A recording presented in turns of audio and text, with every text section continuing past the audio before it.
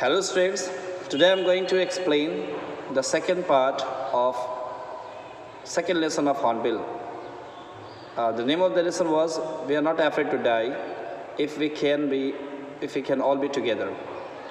I try my best to explain word by word and line by line so that you can understand each and everything completely and you can answer the questions in exam and score good marks. So let's begin our class. इससे पहले हमने जो पढ़ा था we are not afraid to die if we can all be together, ये हमने lesson पढ़ा था, ठीक है ना।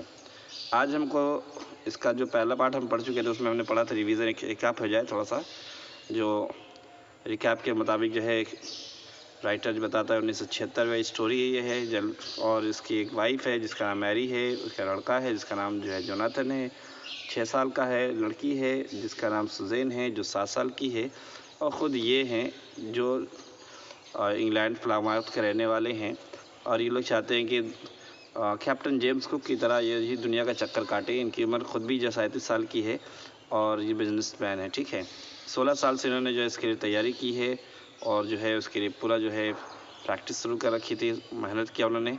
एक उन्होंने बोट बनाया, शिप बनाया जिसका नाम वेव वॉकर रखा।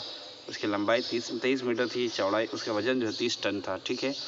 और वुड एंड हल्ड यानी कि उसका जो कवरिंग था ऊपर से नीचे, जो से गाड़ी की जो कवरिंग होती है, ट्रेन की जो कवरिंग होती है लोहे की होती है, ऊपर से नीचे है ना, पूरा ढांचे को ढकने के लिए। तो इसकी भी कवरिंग जो है वो लकड़ी की थी और बहुत ही खूबसूरत बनी थी, प्रोफेशनली बिल्ड बनाया था, ठीक है। इन्होंने प्लानिंग किया था कि 3 साल में जो है पूरी दुनिया चक्कर काटेंगे और पहले साल में ही 1,05,000 किलोमीटर ये लोग चल चुके थे और वेस्ट कोस्ट से लेकर के अफ्रीका टू केपटाउन तक पहुंच चुके थे। अभी केपटाउन में ठहर गए। केपटाउन में उनको अब ज़रूरत पड़ी 2 नाविक की। एक तो अमेरिकन लैरी विजिल उन्होंने ले लिया, एक स्विट्ज़रलैंड के हब सीजलर को लिया ताकि वो उनकी मदद करें कंट्रोल करने में, टैकल करने में उस जहाज़ को वर्ल्ड्स के रफेस्ट सीज़ में, जिसका साउथर्न इंडियन ओशन है, उसमें उस जहाज़ को कंट्रोल हैंडल करने के लिए इनको 2 नाविक की ज़रूरत और पड़ी। तो यहाँ से उन्होंने ले लिया। उसके बाद फिर वो अपना सफ़र शुरू किए, केपटाउन से चलना शुरू किया उन्होंने। और वो तकरीबन जो है 15 जो कुछ दिन 2 दिन चलने के बाद उनको पता चला कि वो जो स्ट्रॉन्ग गेल्स मतलब जो होता है सख्त बहुत तेज़ हवाएं चलनी शुरू हो गई।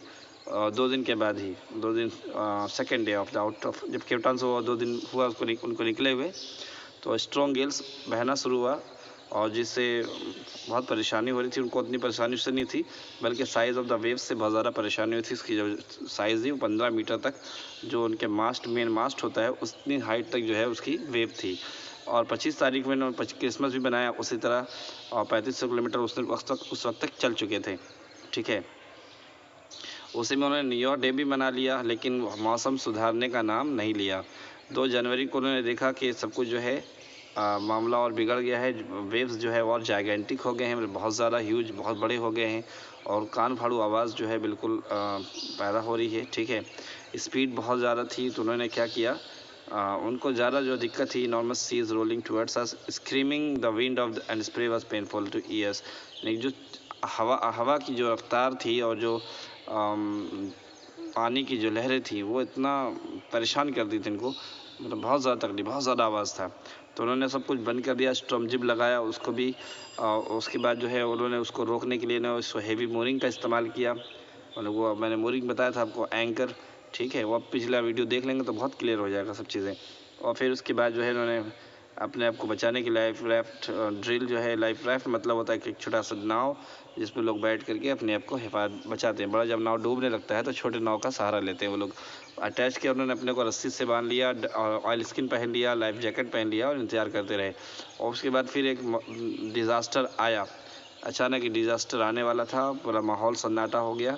और फिर अचानक जो है आवाज़ बहुत तेज़ हुई और पीछे से उनको लगा कि कोई बादल आ रहा है, लेकिन वो बादल नहीं था बल्कि एक बहुत बड़ा लहर जो अब तक की लहर से दुगना था, ठीक है।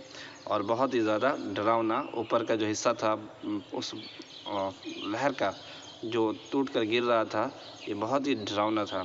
फिर अचानक जो है बहुत ज़ोर की आवाज़ हुई और वो उस पर स्टर्न मूव्ड, जो पिछला हिस्सा था वो बिल्कुल ऊपर उड़ गया। और फिर उसके बाद जो है ऐसा लग रहा था कि वो लोग जो है उस वेव पर सवारी कर रहे हैं और ट्रेमेंडस एक्सप्लोजन होता है, बहुत ज़्यादा ज़ोर की आवाज़ होती है और जिस डेक मतलब होता है जहाज़ का ऊपरी हिस्सा। आपको मैंने पिछली वीडियो में बताया था, जिसको नहीं देखे होंगे तो वो ज़रूर देख लें ताकि वो सब कंसेप्ट क्लियर हो जाए। फिर उसके बाद लहरें शुरू हो जाती हैं और जहाज़ जो है डूबने लगता है यहाँ पर, है ना। और ये जो अपनी मौत को तस्लीम करता है कि मेरी मौत करीब आ गई है। और जब ये सब चीज़ें हो रही थी, ठीक है, वे वाकर भी डूब रहा था, वाज नियर कैप्साइजिंग, बिल्कुल डूबने को था। और ये भी डूब रहे थे, लेकिन ये चूँकि पहने थे बहुत सारी चीज़ें, जिसमें से वो जैकेट, लाइफ जैकेट था जो हवा से भरा होता है, तो ये अचानक बाहर आ गए और उन्होंने देखा कि वो जो है बेवाकर डूब रहा है। और फिर उसके बाद एक लहर आई जो हल्ड कर दी, उसको सीधा खड़ा कर दी। इतने एक लहर ने उस जहाज़ को फिर से सीधा खड़ा कर दिया और इसको उससे रस्सी से जो बने थे ये भी जर किया, मतलब टाइट हुआ। और ये उस जिस लाइफ गार्ड को पकड़े थे, जो गोला होता है ना, जो मैंने बताया था इससे पहले कि लाइफ लाइन जो होता है, रस्सी होती है, जिसको फेंक कर जो है डूबने वालों को बचाया जाता है, उसको बोलते हैं लाइफ राफ्ट, उसको बोलते हैं लाइफ लाइन, ठीक है, जिस रस्सी से बचाया जाता है। तो उसमें एक रेड कलर का बलून होता है, बलून टाइप का ट्यूब होता है। तो वो ट्यूब ये बांधे हुए थे अपने को, उसको पकड़ लिया कस के, फिर ये जो है हवा मोड़ते हुए फिर वो उनके मेन बूम पर चले गए। उसके बाद लहरें आती रही, इनको उछालती रही, ये सब चीज़ें हुई। उनके जो है खुद की जो है इनके दांत टूट गए, ब्रोकन टीथ हो गया, इनकी पसलियाँ जो क्रैक हो गई थी, और इनका सर जो है बिल्कुल जो है कुचल चुका था, इसमें सर भी जख्मी हो गया था। और फिर ये किसी तरह जो है व्हील को पा लिए। और है ना, समझ में आ रही बात? यहाँ तो मैंने पढ़ाया था। अब उसके बाद बताया कि हर तरफ पानी ही पानी था और मुझे ऐसा लग रहा था कि शिप के अंदर भी जो है नीचे हिस्से में पानी आ चुका है, लेकिन ये जा नहीं पाते थे। Abandon it, I dare not to abandon wheel, वो व्हील को छोड़ना नहीं चाहते थे। व्हील को छोड़ेंगे तो पता नहीं जहाज़ कहाँ चली जाए, ठीक है। तो अचानक क्या होता है, द फ्रंट हैच, जो ऊपर में जो दरवाज़ा होता है छोटा सा, नीचे से ऊपर आने का, बाहर छत पे आने का, वॉज थ्रोन ओपन, बिल्कुल खुला, और मैरी उसमें से बाहर आई और चिल्लाई कि वी आर श्रिंकिंग, हम लोग डूब रहे हैं। सी स्क्रीम्ड, वो चिल्लाई। द डेक्स आर स्मैश्ड, और ये भी बताया कि जो ऊपर का जो हिस्सा है, छत है, वो बिल्कुल टूट चुका है। ऊपर जो छत है वो टूट गया है, जिसकी वजह से पानी अंदर जा रहा है और पानी भर रहा है नीचे। तो मैंने कहा अच्छा ठीक है, टेक द व्हील, आओ इसको जल्दी से पकड़ो, ठीक है, व्हील को संभालो। सो आई शाउटेड, मैं चिल्लाया कि एज आई स्क्रैम्बल्ड, मैं कोशिश कर रहा था जाने की, स्क्रैम्बल्ड फॉर द हैच, मैं उस दरवाजे की तरफ जो नीचे ले जाएगा मुझे, उस दरवाजे की तरफ बढ़ने की कोशिश किया। और मैंने कहा कि आओ जो जल्दी से इस व्हील को पकड़ो, ठीक है, जो व्हील समझ गया ना, स्टीयरिंग बोलते हैं इसको। Larry and hub way pumping like mad, में जब ये नीचे उतरा तो उनको दिखा कि लैरी और हब जो है बेचारे पानी निकाल रहे हैं पागलों की तरह, कि पानी पूरा भर चुका था। ब्रोकन टिम्बर्स जो है हंग क्रेजी एंगल्स, जो लकड़ियाँ अंदर टूट चुकी थी वो बिल्कुल बेतरतीब टंगी हुई थी, अलग अलग एंगल बन रहा था।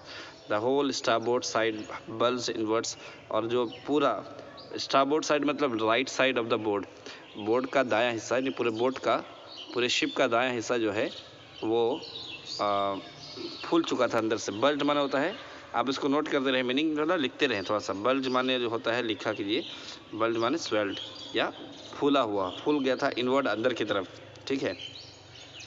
क्लॉथ्स कपड़े, क्रॉकरी मतलब होता है जो क्या बोलते हैं, बर्तन वगैरह, ठीक है। उसके बाद चार्ट्स हैं, टिन्स हैं, ये सब जो है क्या हो रहा था, ये सब टॉयज खिलौने स्लोस्ड अबाउट इन डीप वाटर, पानी में, डीप वाटर में बिल्कुल नॉइजली, मूव नॉइजली, ठीक है। स्लोस्ड के माने मूव नॉइजली, यानी जो शोर करते हुए बह रहे थे। कभी जहाज़ ऊपर जाता तो ये नीचे आ जाते थे, जहाज़ नीचे जाता था तो ये ऊपर आ जाते, इस तरह जो है लहरों के साथ ये ऊपर नीचे हो रहे थे और आवाज़ बहुत कर रहे थे।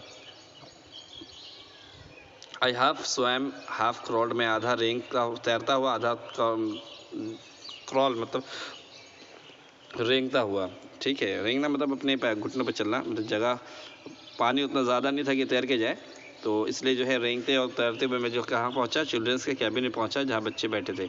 और मैंने पूछा आर यू ऑलराइट, क्या सब तुम लोग ठीक हो? मैंने उनसे पूछा। Yes they answered from an upper bunk. Upper bunk मतलब होता है, आपने ट्रेन में देखा होगा ऊपर वाला बर्थ है ना, सोने के लिए जो बर्थ होता है, अपर बर्थ। तो अपर बंक मतलब अपर बर्थ है ना, सोने की जगह। तो वहाँ से लोगों ने कहा हम लोग सब ठीक हैं, but my head hurts a bit, लेकिन मेरे सर में थोड़ा सा दर्द है रहा, ठीक है। सेड शिव ने कहा, सुजैन ने कहा। Pointing to a big bump, उसने इशारा करके दिखाया एक बड़ा गुरमा या सूजन को दिखाया अबव हर आई, जो उसके आँख पर उभर चुका था। राइटर कहने लगा I had no time to worry about bumped heads, मेरे पास इतना वक्त नहीं था कि मैं फिक्र करूं उस सूजे हुए सर के बारे में सोचे। आफ्टर फाइंडिंग अ हैमर, मुझे तो हैमर चाहिए था, उसको खोजा, और स्क्रू चाहिए था थोड़ा, और कैनवस तिरपाल चाहिए था, मोटा कपड़ा या तिरपाल जिसको बोलते हैं, प्लास्टिक का बना होता है, तो ये सब चाहिए था मुझे। आई स्ट्रगल्ड बैक, फिर मैंने सब हासिल किया और लेकर फिर कहाँ पहुँचा, डेक पर पहुँचा। डेक समझ गया ना, छत पर पहुँचा।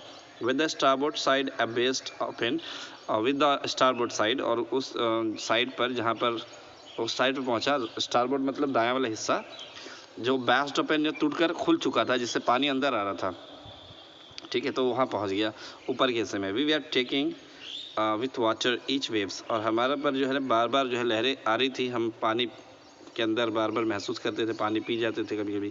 सो पानी ही पानी ऊपर भी हमारे पर आता था लहरों के जरिया, विद ईच वेव, हर लहर हमारे पर गिरती थी, एंड ब्रोक अवर, पूरा हम पर ही पानी गिर जाता था, ठीक है, लहरें हम पर ही आकर टूट पड़ती थी, क्योंकि ये सबसे ऊपर में थे लोग।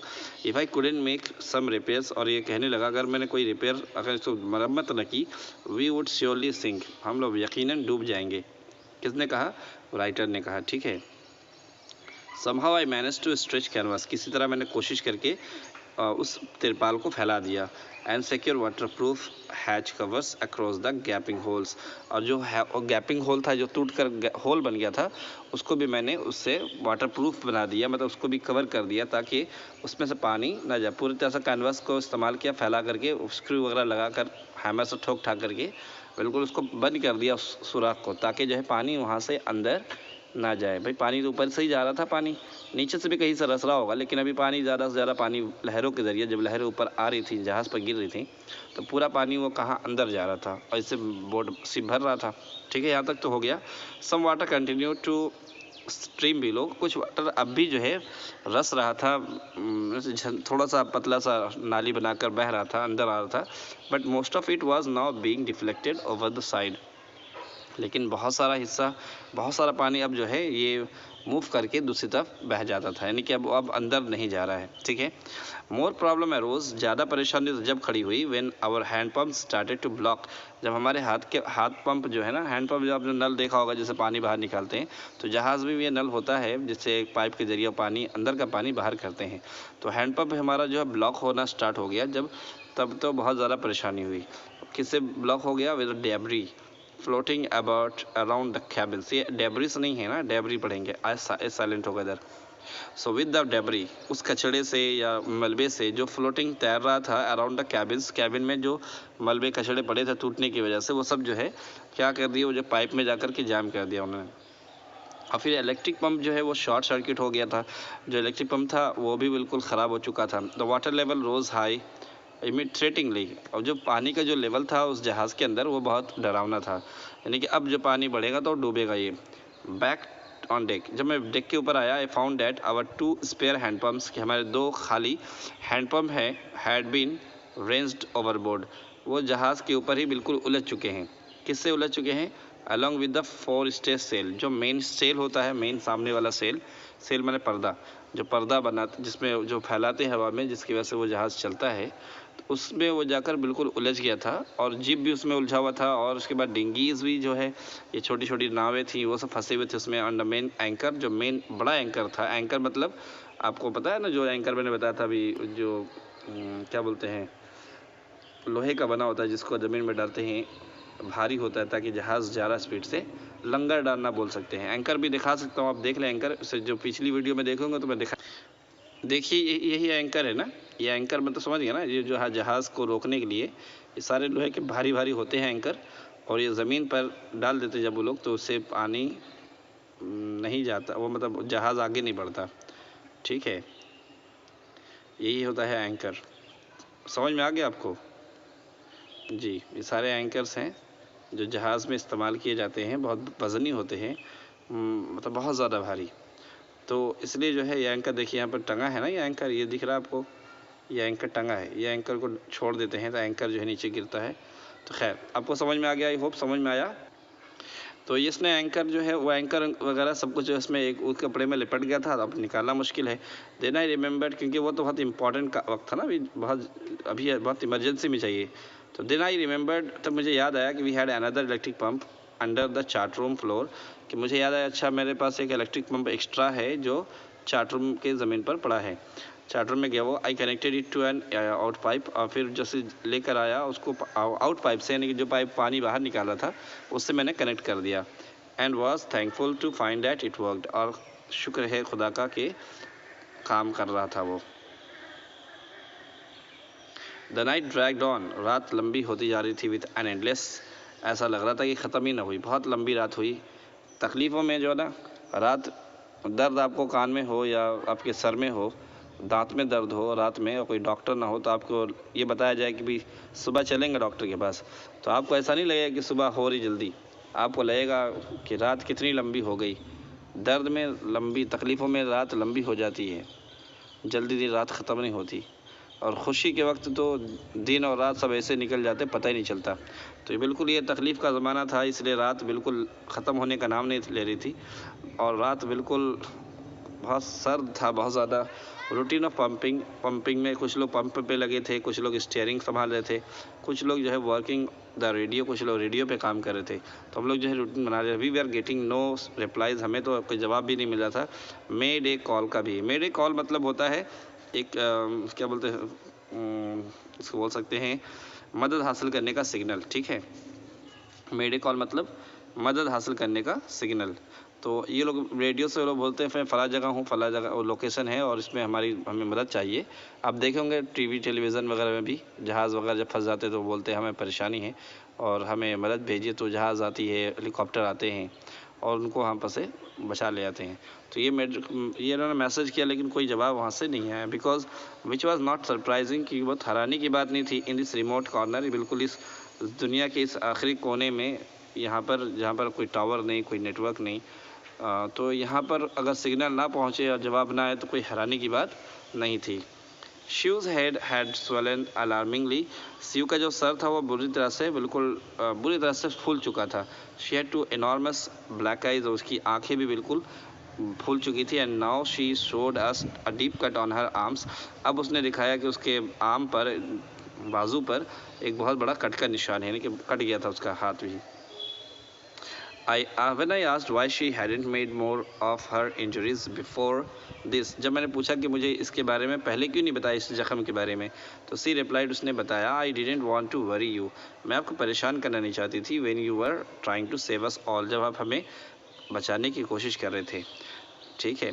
तो ये हो गई 2 जनवरी की बात। बुरा हाल हुआ उस बड़े से लहर ने जो तबाही मचाई और इनको परेशान कर दिया।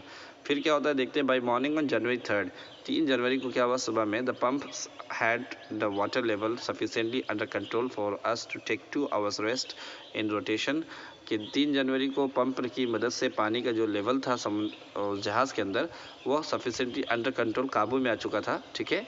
अब हम लोग क्या कर सकते, 2 घंटा हम लोग उसमें बारी बारी रेस्ट ले सकते थे।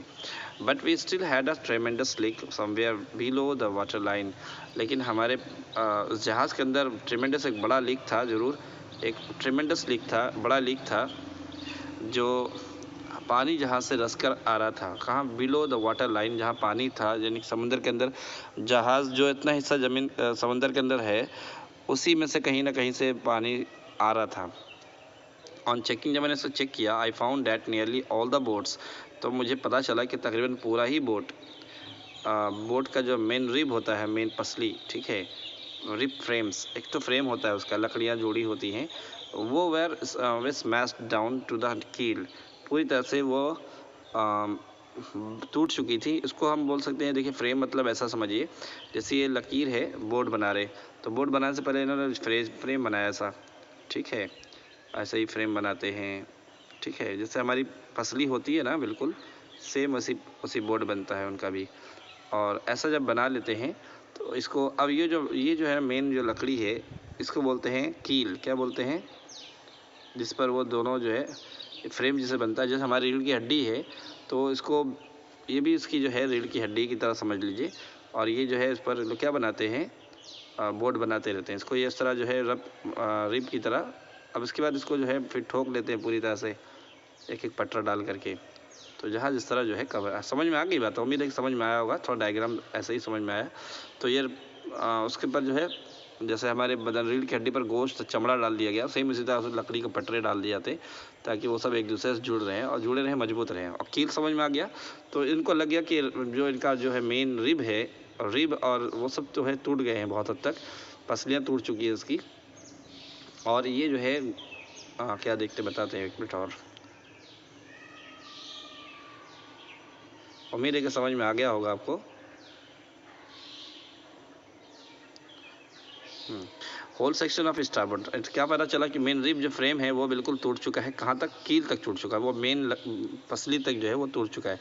In fact there was nothing holding up a whole section, हकीकत में पूरे सेक्शन को रोकने के लिए कुछ बचा वचा नहीं है। ऑफ द स्टारबोर्ड, कौन सा साइड? स्टारबोर्ड साइड, मतलब दायां वाला हिस्सा जो है वो बहुत ज़्यादा उसका जो दायां हल माने कवरिंग, ठीक है, दायां वाला जो हिस्सा है जहाज़ का, उसका कवरिंग वो बिल्कुल बुरी तरह से टूट चुका है। Except a few cupboards partition, कुछ कबोर्ड्स हैं, कुछ लकड़ियां हैं जो उन दोनों को, उन सबको जोड़े हुए हैं, वरना अगर वो टूट जाए तो सब टूट जाएगा। मोस्टली टूट ही चुका है। We had survive for 15 hours since the wave hit, 15 घंटे हो गए उस लहर के हमला करने के बाद। But Wave Walker wouldn't hold together long enough for us to reach Australia, लेकिन वेव वाकर जो हमको ऑस्ट्रेलिया तक नहीं ले जा सकता क्योंकि इसकी हालत भी अच्छी नहीं है, कंडीशन बहुत बुरा है, ये भी टूट चुका है। आई चेकड आवर चार्ट्स, हमने चार्ट्स मैंने चेक किया एंड कैलकुलेटर और हिसाब लगाया that there were 2 small islands a few 100 kilometres to the east. तो मैंने हिसाब लगा कर देखा कि चार्ट रूम में देखा चार्ट में कि करीब 100 किलोमीटर, कुछ 100 किलोमीटर की दूरी पर एक स्मॉल आइलैंड्स है, द्वीप है, 2 स्मॉल आइलैंड्स हैं, ठीक है। तो ये दोनों द्वीप हैं करीब 100 किलोमीटर की दूरी में ईस्ट साइड में। वन ऑफ देम, उनमें से एक जो है जिसका नाम है oil Amsterdam, was a French scientific base, ठीक है। ये आयल एम्स्टरडैम एक साइंटिफिक बेस है जिसको उन्होंने खोजा होगा। आयल एम्स्टरडैम एक ये जजीरा है, एक द्वीप है। Our only hope was to reach the pinprick in the vast ocean, इस बड़े से ओशन के अंदर, इस बड़े से समुद्र के अंदर एक छोटा सा सुराख, पिन प्रिक मतलब होता है छोटा सा सुराख, यानी कि जजीरा, वो छोटा सा सुराख जो है, वेरी स्मॉल होल्स, हमको तलाश करना था उस इतने बड़े समुद्र में। But unless the wind and seas abated so we could hoist sail, लेकिन अगर तो हवा और समुद्र की लहरें अगर रोकती नहीं, अबेटेड माने बिकम लेस फ्यूरियस, अगर कम जालिम होती तो हम लोग क्या कर सकते हैं कि अगर हवा में कमी होती और लहरों में कमी होती तो हम जो है अपना होइस्ट सेल, यानी कि हम जो है सेल, वो पर्दा है, बड़ा पर्दा जिसको जहाज़ में लगाते हैं, वो पर्दा हम फहरा सकते थे, लेकिन ऐसा तो चांस नहीं था। Our chances would be slim indeed, हमारे पास वाकई बहुत थोड़ा सा चांस है कि हम लोग वहाँ पहुँच पाएँ।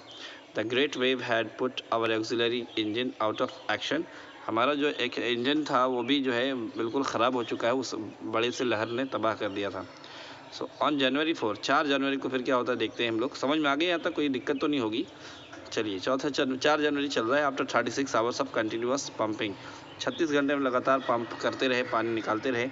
We is the last few centimetres of water, अब पानी जो है कुछ ही सेंटीमीटर बचा था जहाज़ के अंदर।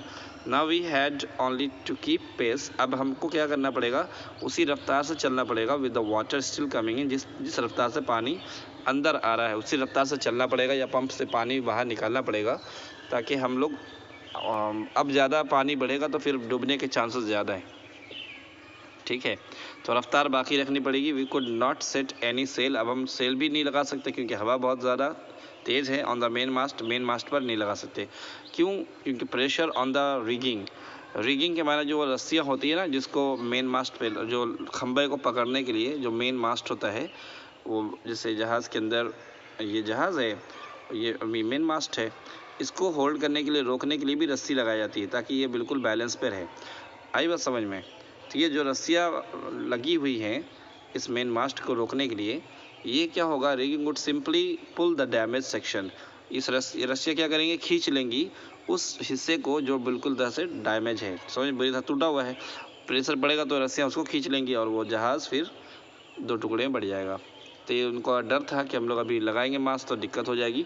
सो we hoisted the storm jib. तो हमने उसको क्या किया, हमने स्टॉर्म जिप लगाया, छोटा सा एक छोटा सेल जो हमने इससे पहले दिखाया था वो स्टॉर्म जिप लाल कलर का होता है, वो समुद्र में जब तूफान आता तो लगाते हैं हम, तो स्टॉर्म के लिए। तो वो जीप हमने लगाया and headed for where I thought the 2 islands were, और वहाँ की तरफ चलना शुरू किया जहाँ मैंने सोचा था कि 2 आइलैंड मिलेंगे।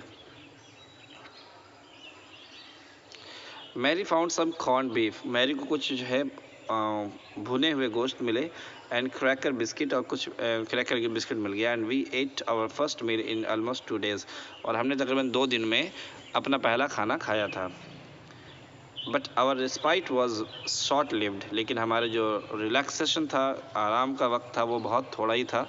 एट 4 PM शाम के वक्त black clouds began building up.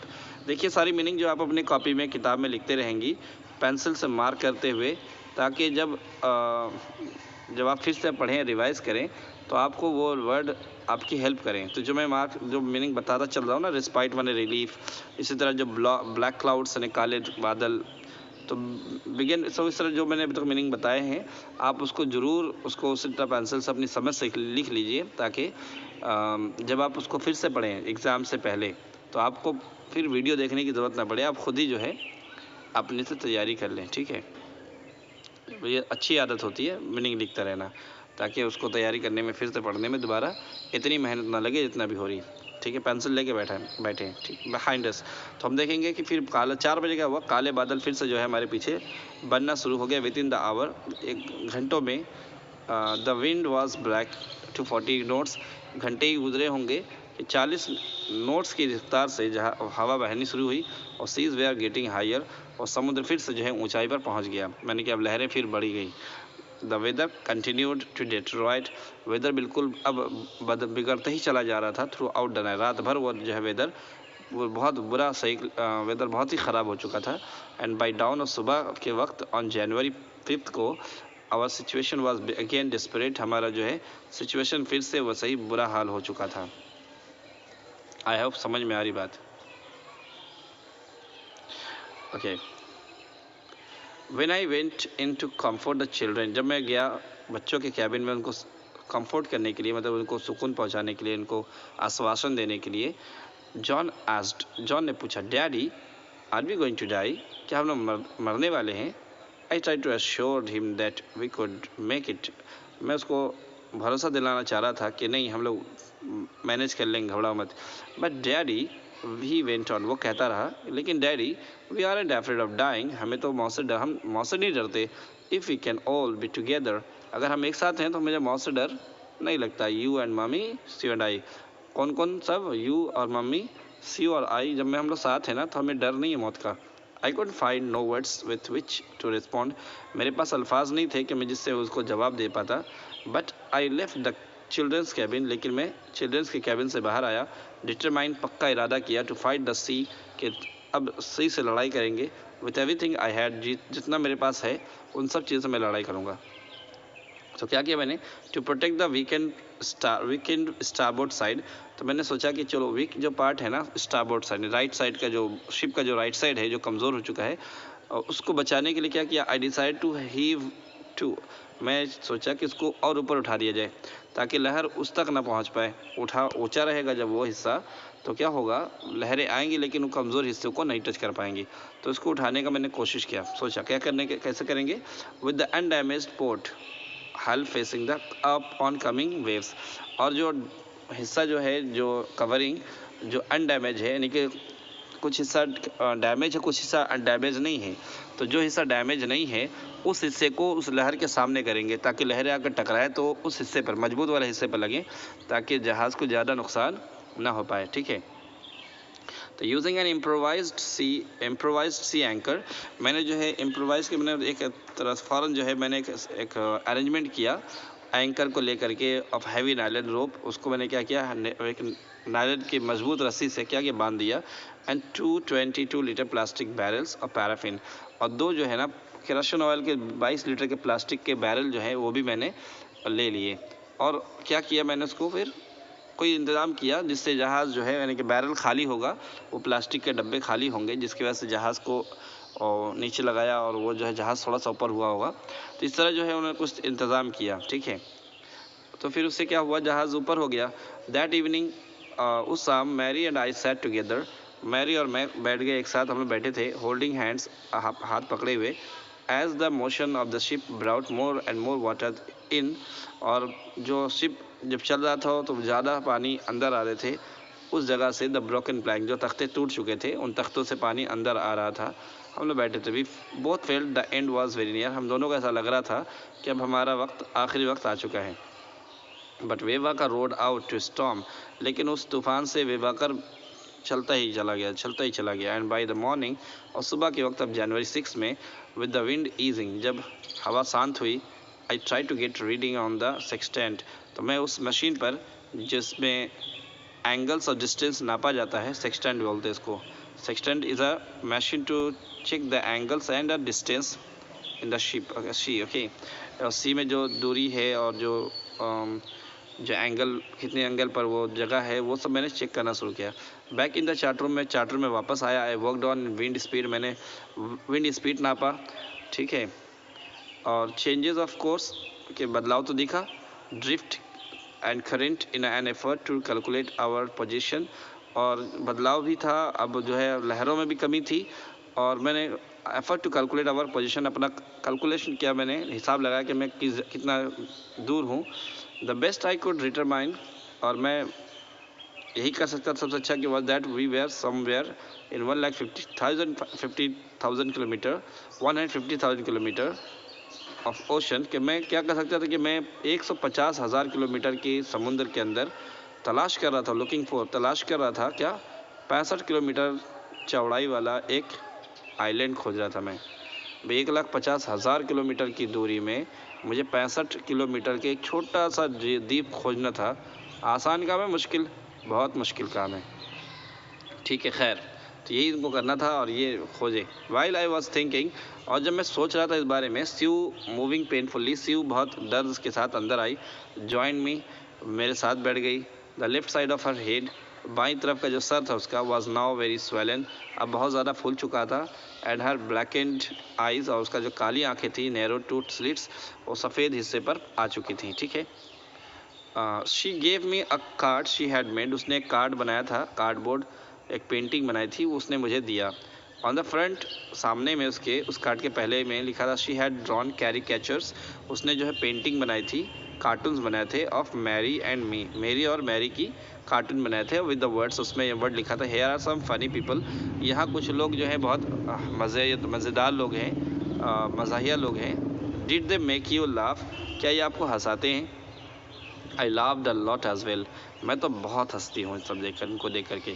खैर, ये उसका कॉल था। इनसाइड वाज अ मैसेज, उसके अंदर एक मैसेज था, oh how I love you both, कि कितना मैं आप दोनों को चाहती हूँ। So this card is to say thank you, तो इस तरह ये कार्ड जो है एक मैसेज था कि आपका शुक्रिया, and let's hope for the best, और उम्मीद करते हैं कि अच्छा ही होगा। Somehow we had to make it, किसी ना किसी तरह हमें तो ये काम करना ही है, ठीक है। आई चेकड एंड रीचेकड, मैंने चेक किया और फिर दोबारा चेक किया। माई कैलकुलेशन, मैंने अपना हिसाब बार बार चेक किया। We had lost our main compass, मेरा मेन जो कंपास था, असली कंपास, वो तो खो चुका था मैं। And I was using a spare, मेरे पास एक एक्स्ट्रा कंपास था। कंपास मतलब जो है ना, डायरेक्शन बताने वाला जो होता है कि कितनी दूरी पर मैसेज कहाँ पर है, मतलब लेफ्ट में नॉर्थ किधर है, साउथ किधर है, तो वो बताने के लिए जो कंपास है, वो मैं तो अपना वाला खो चुका था, ये एक्स्ट्रा था मेरे पास, ठीक है। We had not been corrected, which had not been corrected for magnetic variation, magnetic के फ़र्क की वजह से पूरा ये एक्यूरेट नहीं था। आई मेड एन अलाउंस, मैंने उसमें थोड़ी सी छूट कर दी। For this and another estimate of the influence of the westerly currents which flow through this part of the Indian Ocean, उसमें मैंने थोड़ी छूट की उस कंपास के अंदर। क्यों, कैसे, मतलब जैसे कि आपके पास तराजू है और आपको पता है कि तराजू में 50 ग्राम का फ़र्क है, तो आप जब भी किसी को तौल कर देंगे 50 ग्राम को ध्यान में रख करके बढ़ा कर देंगे कि नहीं 50 ग्राम इसमें कम है, कम दिखता है तो 50 ग्राम बढ़ा कर देंगे। तो इस तरह जो है उसने भी जो है इतना अंदाज़ा लगाया कि इसमें जो है थोड़ा सा फ़र्क है, उतना कैलकुलेट करके वो ऐड कर लेता था, ठीक है, या ज़्यादा है तो उसको कम कर लेता था। तो इस तरह जो है मैंने एस्टिमेट किया estimate of the influence of the westerly currents, और जो पश्चिम की तरफ से जो हवा बह रही थी वो पश्चिम की तरफ से पूरब की तरफ ले जा रही थी, ठीक है ना। वेस्टर्न की तरफ से, वेस्ट की तरफ से अगर हवा बह रही पूरब की तरफ ले जाएगी, और इसको पूरब ही जाना है, और पूरब में ही वो जो आइलैंड है वही है, ठीक है, जो इंडियन ओशन से through this part of the Indian ocean, जो यहाँ से बह रही है हवा, वो वेस्ट की तरफ से आ रही है हवा और ईस्ट की तरफ जा रही है। इनको जाना कहाँ था? ईस्ट में ही जाना था। तो अब क्या होता है, कैलकुलेशन वगैरह करने के बाद अबाउट 2 PM, तकरीबन 2 बजे, आई वेंट ऑन डेक, मैं डेक पर गया, and I asked Larry to steer a course, मैंने लैरी से कहा कि भाई तुम जो है ना स्टीयरिंग जो है ना 180 की डिग्री के मुताबिक घुमा दो, 185 डिग्री के एंगल पर गाड़ी घुमाओ। If we we are lucky, अगर हम किस्मत वाले हुए, I told him with a conviction, मैं ये बात जोर से कहते हुए कहा कि अगर हम लोग जो है किस्मत वाले हुए तो आई डिड नॉट फील, मुझे नहीं लगता, ही कुड एक्सपेक्ट टू सी, कि तुम्हें ये चीज़ वो दिख जाएगा आइलैंड एट अबाउट 5 PM, 5 बजे तक तो वो आइलैंड तुम्हें नज़र आ जाएगा, जो मेरा हिसाब बता रहा है, ठीक है। Then with a heavy heart, तो फिर उसके बाद एक मतलब बहुत भारी मन से, आई वेंट बिलो, मैं अपने नीचे चला गया। क्लाइम्ड आउट माई बंक, मैं चढ़ गया अपने उस बर्थ पर जहाँ पर सोते हैं। एंड अमेजिंगली, और हैरानी की बात है कि डोज ऑफ, में सो गया और थका भी बहुत था। When I woke up it was 6 PM, जब मैं जागा तो 6 बज चुके थे। एंड ग्रोइंग डार्क, और अंधेरा हो रहा था। I knew we must have missed the island, मैं समझ गया कि अब लगता है कि हम लोग अब आइलैंड खो चुके हैं। एंड विद द सेल, और सेल के जरिया, वी हैड लेफ्ट, अब हम तो बहुत आगे हैं सेल के जरिया, अब हमारे पास क्या बचा? सेल की ही मदद बची है। And we couldn't hope to beat back, और अब वापस जा भी नहीं सकते हम लोग इनटू द वेस्टर्ली विंड्स, क्योंकि हवा पश्चिम की तरफ है, तो हम पश्चिम की तरफ वापस जा भी नहीं सकते, अब तो पूरब की तरफ ही जाना ही है, आगे ही बढ़ना पड़ेगा, यानी कि मौका जो था वो भी हाथ से गया। एट दैट मोमेंट, उस वक्त, अ टसल्ड हेड, एक बेतरतीब बालों वाला, यानी कि अनकॉम्ड हेयर वाला एक सर बाहर नज़र आया। अब माई बंक, मेरे उस बिस्तर के पास ही एक सर नज़र आया, और वो कह रहा था, कह रहा है वह हग, क्या मैं आपको गले लगा लूँ? जोनाथन था वो, उसने कहा कि मैं आपको गले लगा लूँ। Sue was right behind him, Sue बस उसके पीछे ही खड़ी थी। Why am I getting a hug now, अब मुझे गले क्या लगाओ, क्यों लगाओगे भाई? आई आस्क्ड, मैंने पूछा। Because you are the best daddy in the whole world, इसलिए कि आप सबसे अच्छे डैडी हैं पूरी दुनिया में। एंड अ बेस्ट कैप्टन, और सबसे अच्छे कैप्टन भी हैं।